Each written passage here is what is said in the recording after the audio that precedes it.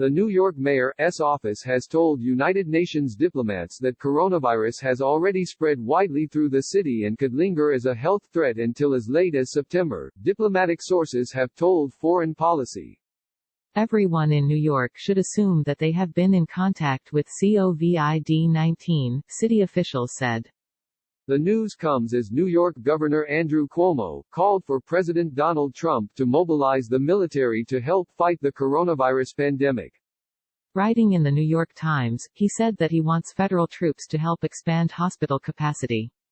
The diplomatic briefing to UN diplomats was led by Penny Abeyewardena, commissioner in the mayor's office for international affairs, and included representatives from the Department of Health and Mental Hygiene. While offering advice to diplomatic delegations as to how to get through the crisis, no special services, such as testing, were promised. In his op-ed, an open letter to President Donald Trump, Governor Cuomo admits that it is now unlikely that the spread of the virus can be slowed to a rate at which state healthcare systems can cope. However, he says that is not a reason not to try. His call for military involvement to tackle the growing crisis is apt given this is effectively a natural disaster. States cannot build more hospitals, acquire ventilators or modify facilities quickly enough. At this point, our best hope is to utilize the Army Corps of Engineers to leverage its expertise, equipment and people power to retrofit and equip existing facilities, like military bases or college dormitories, to serve as temporary medical centers. Then we can designate existing hospital beds for the acutely ill, he writes. Mr. Cuomo is particularly focused on ramping up hospital capacity. New York State has approximately 53,000 hospital beds and 3,000 ICU beds with ventilators. Of those ICU beds, 80% are currently occupied.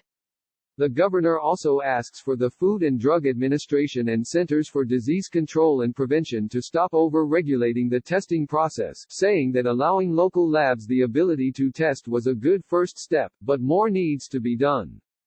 New York State has conducted 442 tests since Saturday. He says that the state could be conducting 6,000 tests a day by next week. In addition, he calls for federal standards for when businesses, schools and events should be closed down to stop people crossing state lines to use services elsewhere, which is counterproductive.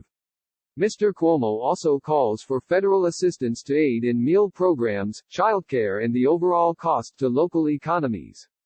In a press conference on Sunday, Mr. Cuomo called for the closing of all New York City schools, but not without a plan to offer childcare and meal programs.